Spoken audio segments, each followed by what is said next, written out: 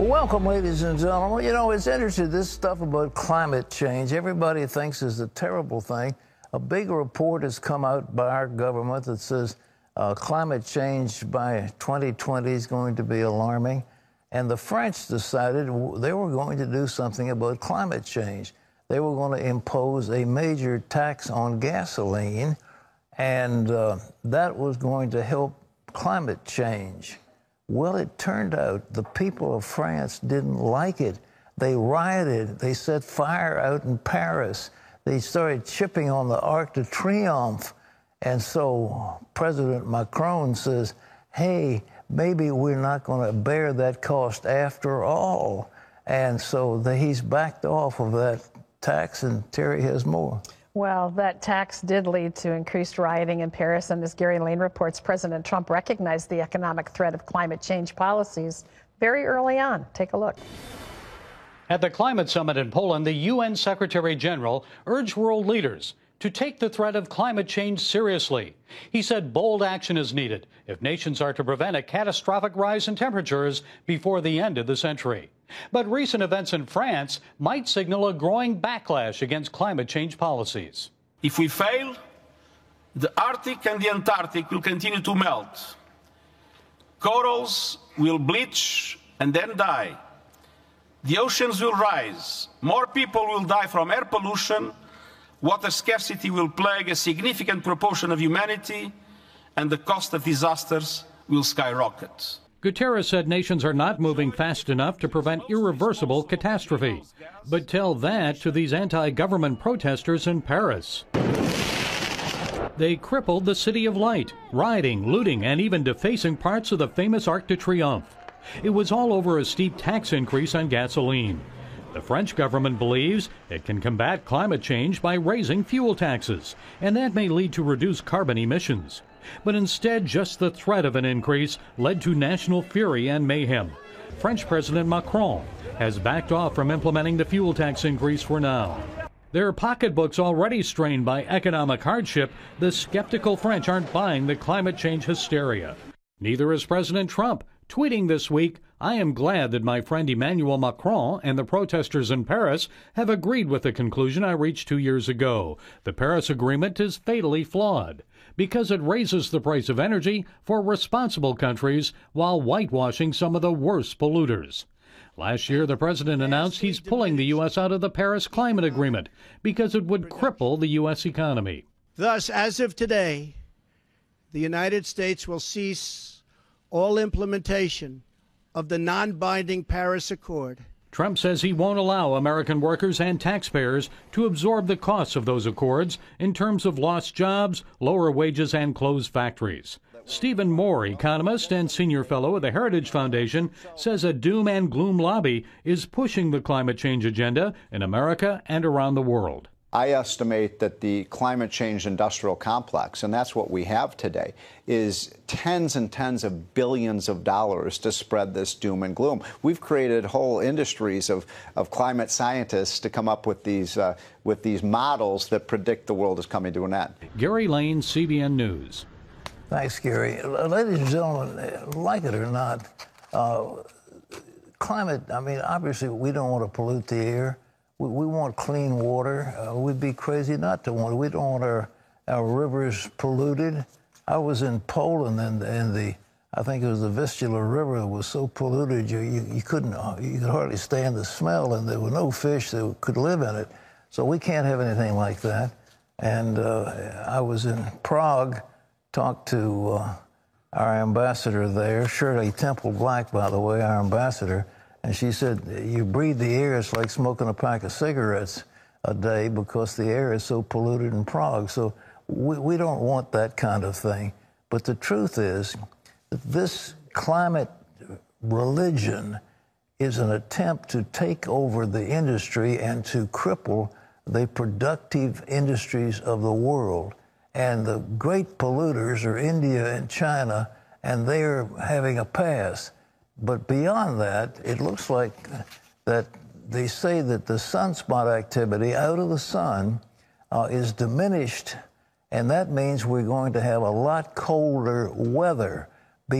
not because of anything to do with what we do with our SUVs and our driving or what we burn in our fossil fuels. It has to do with the sun.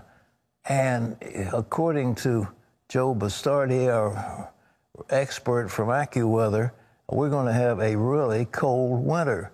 So let's see what's going to happen. A nasty winter storm is moving across our country despite so-called global warming. Ephraim Graham has that. Pat, forecasters are predicting what could be a coast-to-coast winter weather event, bringing extremely cold temperatures, snow, and ice. Meteorologists are predicting the storm system, which will move all the way from the southwest to the mid-Atlantic, could affect millions of people. There could be flooding, ice, snow, and rain, bringing power outages and making life miserable from one side of the nation to the other, with at least a dozen states getting snow and another 20 getting rain. If that storm hits Washington, D.C., it could delay important work in Congress.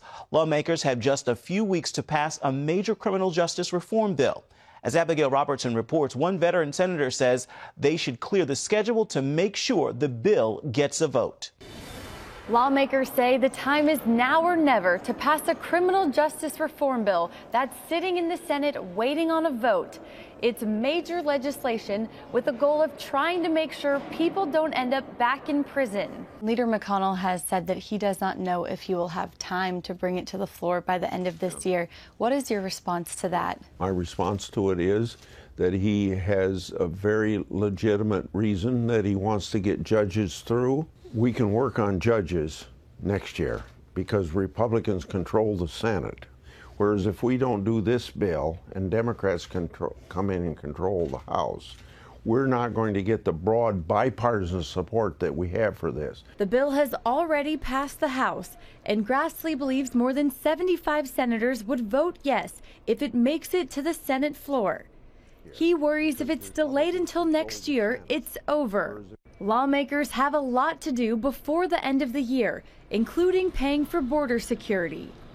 Grassley is confident lawmakers can avoid a partial government shutdown simply because he says it costs a lot of money to open and close the government. I don't think with a fiscal situation in our country, we should do anything as stupid as shutting down the government. A few senators, like James Lankford, are working to permanently remove the threat of these shutdowns. When you're constantly fighting about a government shutdown, then you're always distracted over what the real issues are. Lankford introduced a bill that would require the previous year's funding to kick in until Congress passes a budget, and only punishes lawmakers for missing their deadline. Congress has to be able to stay here and to be able to get its work done, rather than it's not done, so we do these government shutdown fights or extensions, and the American people go through all the turmoil.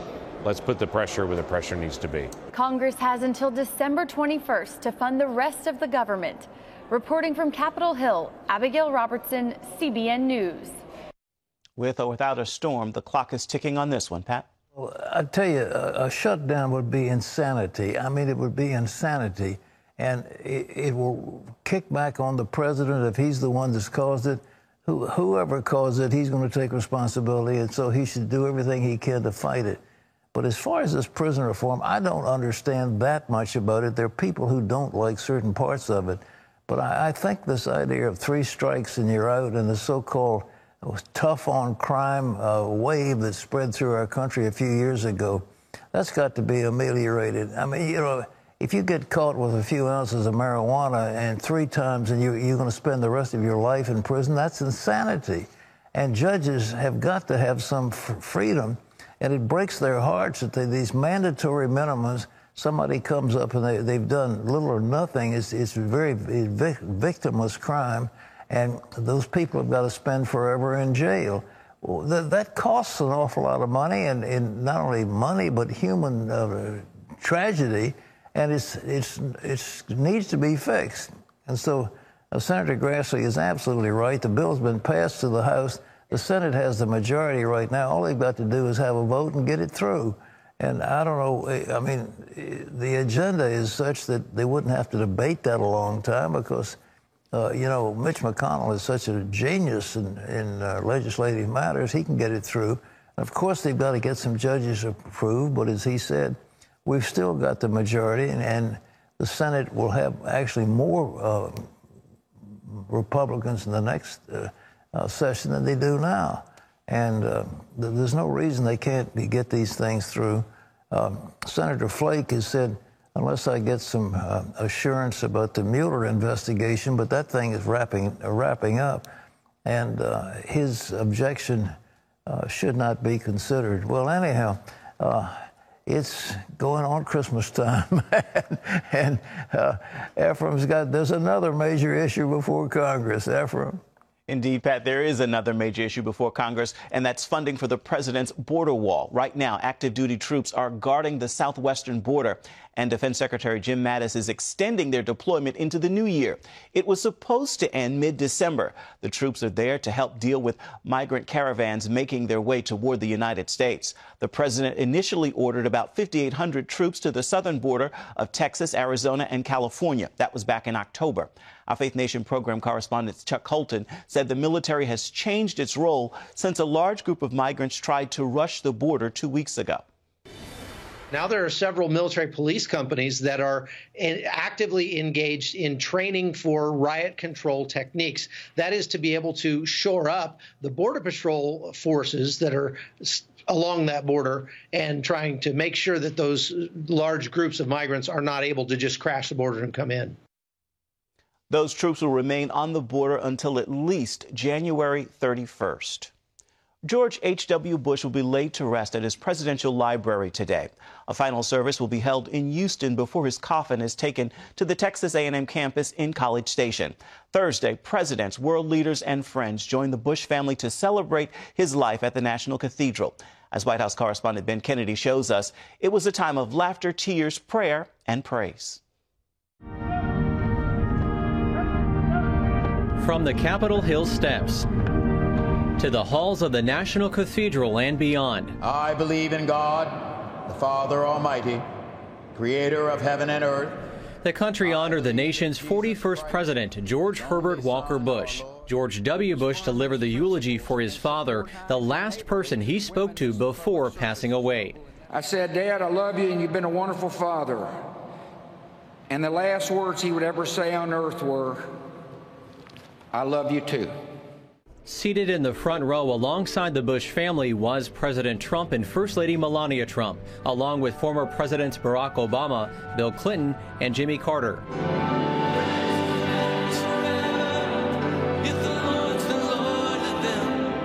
Christian recording artist Michael W. Smith, a longtime friend of the Bush family, sang Friends. Though it's hard to let you go, in the Father's hands we know. It means something because I've been friends with him for 29 years. And so the fact that he wanted me to sing at his funeral, it's just an honor beyond words, it really is. Smith recalled seeing President Bush a mere months before he passed away. As we were leaving, we just gave him a hug and said, hey, we love you. We love you. Thanks. It's so good to see you. And then about the time we were back, he kind of get his little finger in the air and he had that little sparkle in his eye. He said, friends are friends forever. That's what he said. That's the last thing he said to us. And now you're singing Friends. It's crazy. And Deb and I walked out there thinking, you know what? That might be the last time that we see him. Reverend Dr. Russell Levinson was with the former president in his final days and shared a moment he witnessed between Bush and his former Secretary of State James Baker, a man he called his little brother. Secretary Baker was at the foot of the president's bed, and toward the end, Jim Baker rubbed and stroked the president's feet for perhaps half an hour. The president smiled at the comfort of his dear friend. Here I witnessed a world leader who was serving a servant who had been our world's leader. And what came to mind was Jesus. The 94-year-old served his country as president, vice president, World War II veteran, and even CIA director. He guided the U.S. through the Gulf War and the breakup of the Soviet Union. He stood in the breach against tyranny and discrimination. And on his watch, a wall fell in Berlin. A dictator's aggression did not stand. But one of his proudest moments was that of a husband and a father. Married more than 7 decades to Barbara, their marriage would bring 6 children, including George, who followed in Dad's footsteps as the country's 43rd president. A great and noble man. The best father a son or daughter could have. And in our grief, let us smile knowing that Dad is hugging Robin and holding Mom's hand again. Now, former President Bush is only the 19th person to be honored with a state funeral. His casket is in Houston, Texas for a service, and he will be buried next to his wife Barbara and his daughter Robin, who died at just 3 years old. Ben Kennedy, CBN News, the White House. Great man and a great family as well. Pat? Well, he was a good friend, and I received many letters from him, and he came and visited us. We was on the show at 700 Club on a couple of occasions, and he's a good guy, and we were good friends. I traveled with him over to the Sudan when Numeri was president.